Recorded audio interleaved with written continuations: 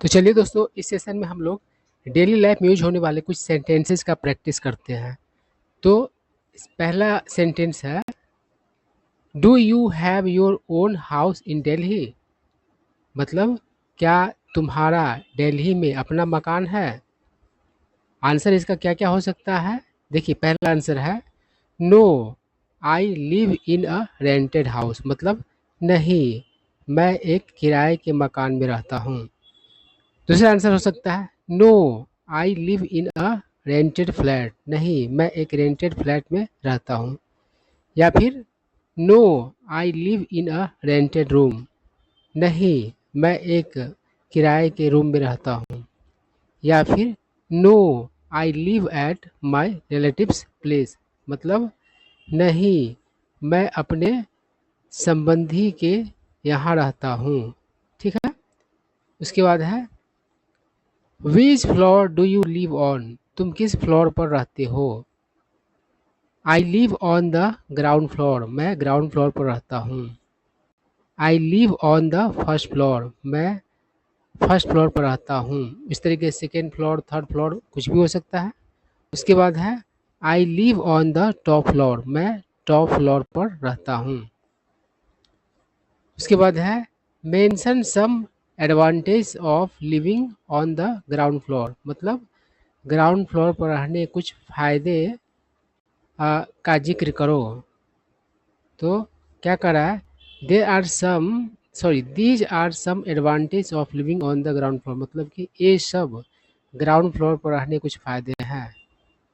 Number one, need not to climb stairs. मतलब सीढ़ियाँ चढ़ने की ज़रूरत नहीं होती। क्लाइम मतलब चढ़ना और स्टेयर मतलब सीढ़ी, है ना।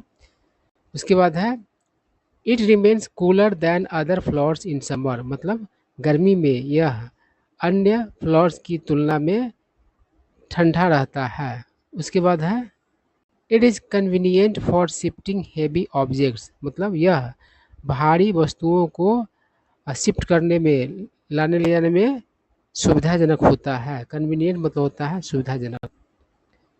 उसके बाद है mention some negatives of living on the ground floor. मतलब ग्राउंड फ्लोर पर रहने कुछ नेगेटिव बातों का जिक्र करो। क्या कर रहा है, दीज आर सब negatives of living on the ground floor. ये सब ग्राउंड फ्लोर पर रहने कुछ निगेटिव्स है। पहला, it becomes smelly in the rainy season. मतलब ग्राउंड फ्लोर वर्षा के मतलब कि ऋतु में बदबूदार हो जाता है। स्मेली मतलब बदबूदार। उसके बाद है insects creep into rooms in the rainy season. मतलब बरसात में कीड़े मकोड़े घुस जाते हैं, क्रीप कर जाते हैं रूम्स में। उसके बाद है वाटर में enter rooms after heavy rain. मतलब भारी बारिश के बाद पानी रूम्स में प्रवेश कर सकते हैं। उसके बाद है mention some negatives of your room. अपने रूम के कुछ निगेटिव बातों का जिक्र करो। पहला है वाटर ड्रिप्स थ्रू सीलिंग। मतलब सीलिंग से पानी टपकता है। ड्रिप मतलब टपकना। उसके बाद है इट इज़ इन्फेस्टेड विथ माइस। देखिए, माउस मतलब चूहा होता है और प्लूरल होता है माउस का माइस, है ना। तो कह रहा है इन्फेस्टेड विथ मतलब क्या होता है, से भरा हुआ, है ना। तो कह रहा है कि यह चूहा से भरा हुआ है। मतलब बहुत ज़्यादा चूहा उसमें है। उसके बाद है इट इज़ डार्क। मतलब यह डार्क है, अंधेरा है ना। उसके बाद है mention some positives of your room. अपने रूम के कुछ पॉजिटिव्स का जिक्र करो।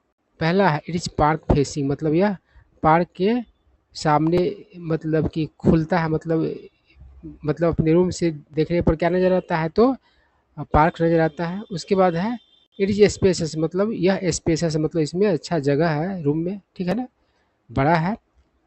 आगे है is the house where you live only for bachelors. मतलब कि क्या वह मकान जहाँ तुम रहते हो सिर्फ बैचलर्स के लिए है?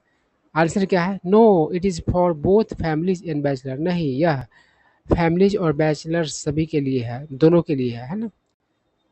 Does theft occur in that building. Theft मतलब चोरी और अकर मतलब होना। क्या उस बिल्डिंग में चोरी होती है?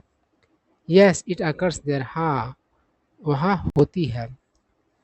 उसके बाद है does the building have parking space, क्या बिल्डिंग में पार्किंग स्पेस है? यस इट हैज, मतलब हाँ है। उसके बाद है is there any parking charge, क्या कोई पार्किंग चार्ज है? No there is no parking charge. ठीक है, तो इस तरीके से हम लोग कुछ सेंटेंसेज बोलते रहते हैं डेली लाइफ में। तो ऐसे ही आप लोग भी थोड़ा सा इमेजिन कीजिएगा, तो आप लोग भी बहुत सारा इंग्लिश का सेंटेंसेज मतलब बना सकते हैं और बोल सकते हैं। ठीक है, तो आई होप आप लोगों को कुछ नया सीखने को मिला होगा।